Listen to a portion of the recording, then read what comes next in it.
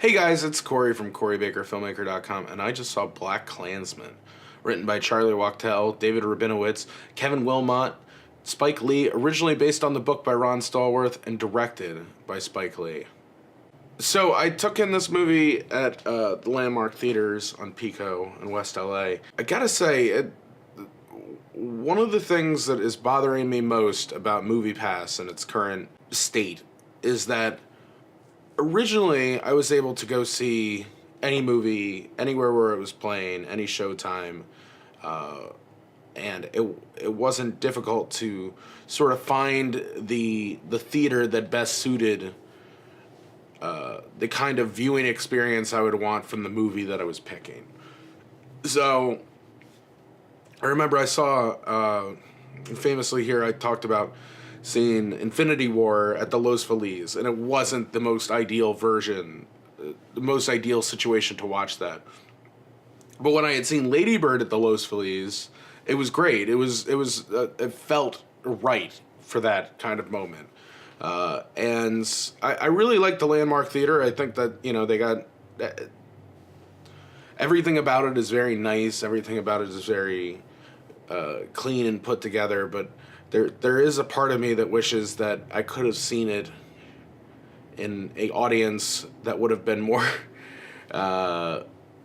black, more of the type of place that when I used to go catch Spike Lee movies back in Baltimore, I was never catching them at the suburban multiplex. I was downtown. I was trying to see them with as many people who would idealize what the movie as possible, because I think it's important that you not only take the art of going to the movies is not just about the movie you see, but the place in which you see it and the people that you're surrounded by and the reactions that you get from people like that. And I don't feel like the Landmark in West LA is like the most ideal place to necessarily take in BlackKklansman, but that's nothing against the Landmark itself. It's nothing against the movie. It's just like one of those weird things that, like, just because the only opportunity for me to see this movie with MoviePass, which is going to be my preferred way of paying for the movie,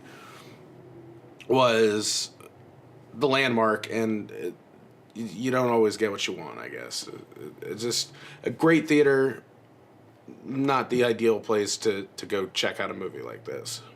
So the plot of BlackKklansman: Ron Stallworth is the first African-American police officer for the Colorado Springs Police Department, and pretty early on he gets involved in a operation to infiltrate the Ku Klux Klan in Colorado, and anytime that he is calling somebody in the Klan, it's him, played by John David Washington. It's him calling up the Klan, asking for information, talking to David Duke. But anytime it involves somebody actually going to the meetings, it's played by a white, sort of quasi-Jewish Adam Driver. And from there, it's just about all the interconnections between the police, the black community, the Klan in Colorado at the time.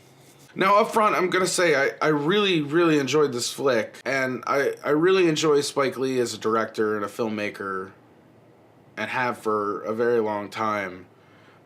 I would say that I feel like, I think I had this conversation before about, like, sort of the Best Picture nominees from last year with The Phantom Threads and The Shape of Waters and stuff like that, which is that it's a fantastic movie, but I sometimes worry that it's not the best version of the movie that it could possibly be, just because when you get so close to the top reigns, or the top of one's ability to, so like, on the leaderboard, I do the 1 to 10 scale. As soon as you surpass like an 8 or so, it's little tiny things that separate you between the 8s and the 10s. Like, it's just the little things that don't quite work out the same, and I feel like this movie is that. It's a tremendous movie.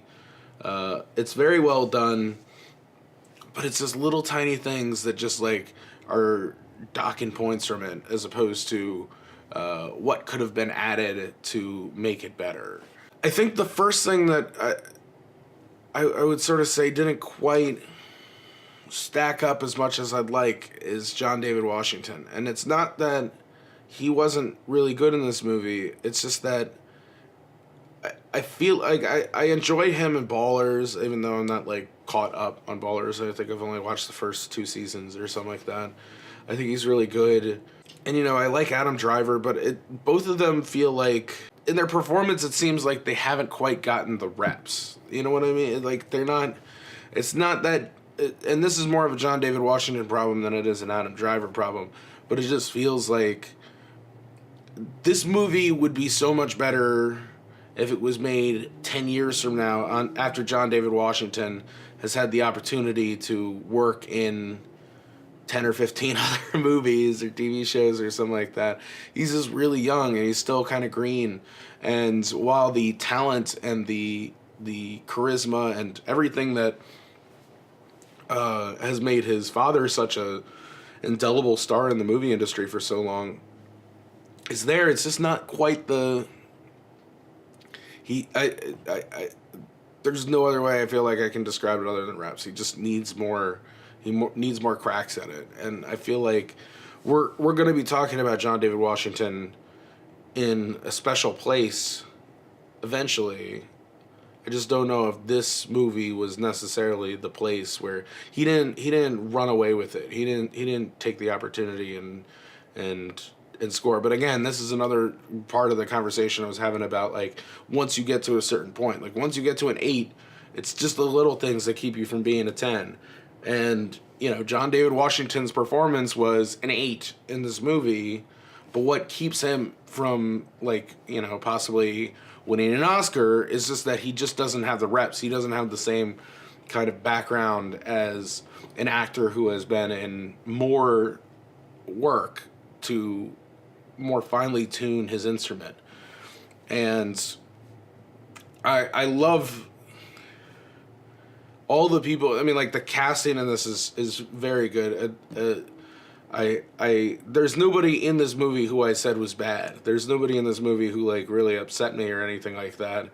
Nobody was degrading to the artistic endeavor. It was just like some people who just didn't live up to the same level as others, and that's really what kind of, like,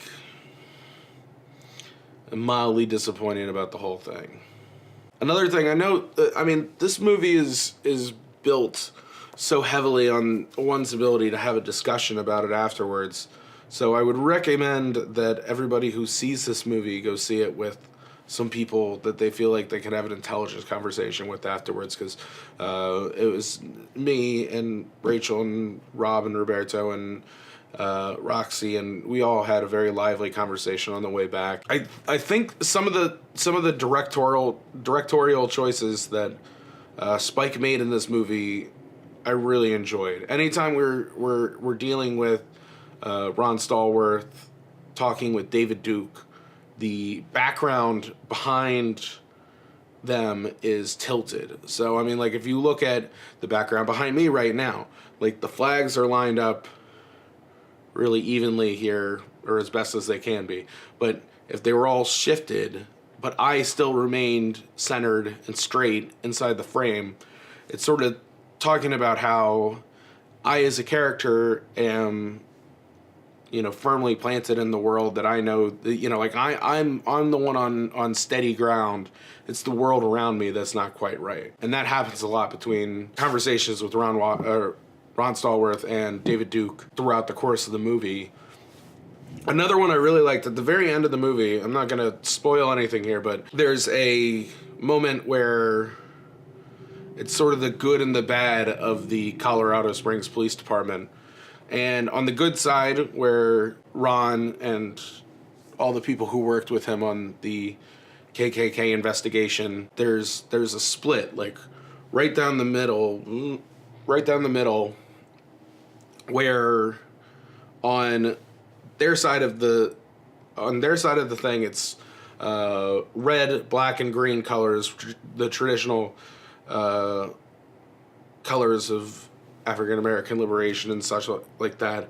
And on the other side, on the negative side, is sort of the beige skin tones of white man in the background. And it's when the camera flips one side to the other, it sort of creates like this dichotomy between the two things.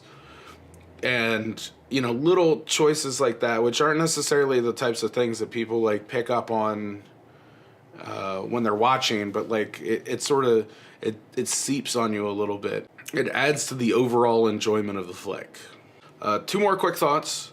One, I think that some of the most powerful imagery of the whole movie is when there is a Klan meeting and there is a speaker who's brought by the Colorado African American Student Union, and they cut back and forth between the two. So you'll see a little bit of the Klan rally, you'll see a little bit of the speaker. You'll see a little bit of the Klan rally, you'll see a little bit of the speaker.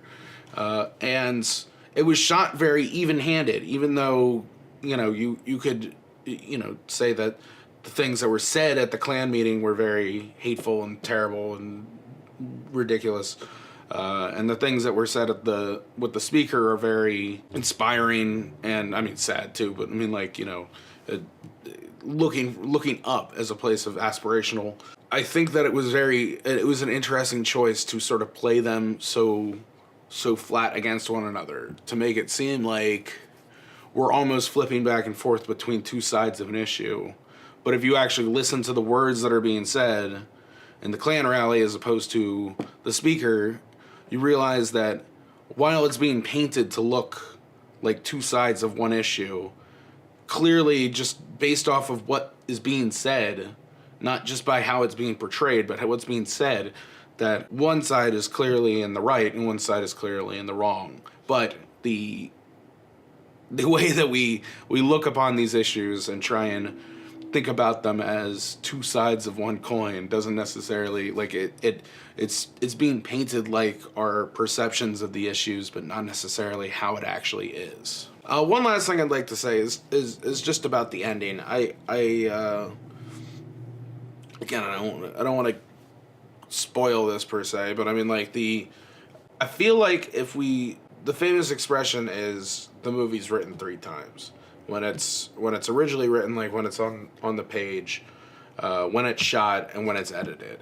And I think that there could be something really interesting to be seen between what the original shooting script was, like what got this movie made, what the relationship was like with Spike directing it on set, and then where we finally end up with the edited version. Not to say that sort of tying it into modern problems isn't where the story should naturally go, and that it doesn't make people think and make people talk about it more, but I do kind of wonder what the genesis of the story was from the different states of the filmmaking process.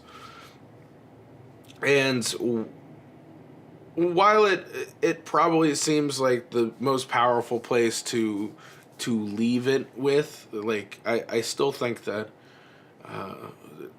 something tells me that there's interest and there's something there in the original thought, and I don't know for sure that that's where it lays, but it just feels like with the way the end was cut, in a very Spike Lee style, but like the way the end was cut and how it seems to differentiate itself so much from the rest of the story, it almost feels like it wasn't part of the plan from the beginning to do this. And I just be interested, and it's no fault of the movie. I liked it. I just think I would personally be interested in knowing about how this movie had progressed from the beginning to this point, just because as a filmmaker it interests me. What's all this now? It's the leaderboard. This is the second time that I've seen a movie at the Landmark on Pico. Again, I really enjoy it. I think it's an incredible place to go see a flick. Maybe not the ideal place that I would tell people to go see BlackKklansman, but at the end of the day, It's a movie. See it where you want. A lot of people are just going to see this on their couch, which is really not the ideal place to see it, but be that as it may. On to the movie leaderboard. I mean, like I've been saying the whole time, like this movie is really good, and it's just when you get to the top ends, you're fluctuating a little bit based off of just little things. Like any little decision could fluctuate you a little bit, but the overall opinion here is that it's really good. I think anything that I rate an 8 or above had the potential to be the best movie I've seen, but it just didn't. Little tiny decisions, little tiny things that literally every single. I mean, like, it's not a perfect art. Film is never a perfect art. You'll probably never see a 10 here unless somebody just completely fucking nails it. But I would give BlackKklansman an 8.3 out of 10. I think that come February now, we're going to be hearing a lot about this for probably Best Picture and Spike specifically for some Oscar buzz. Again, I like John David Washington. I just don't know if he's the... I don't imagine he would break through. Though I could see a Laura Harrier conversation, who I didn't talk about throughout this whole review, but I mean, like, she did a phenomenal job. I think that it's a very interesting. There's a lot to discuss with this movie, and I'm trying not to make this video as long as humanly possible, but I would definitely think that Laura Harrier and even Topher Grace as David Duke was very interesting. I think both of them are probably on the periphery of some sort of awards discussion right now, but definitely worth involving in a conversation. Anyway, that's it for me. If you like this video, please subscribe to the channel.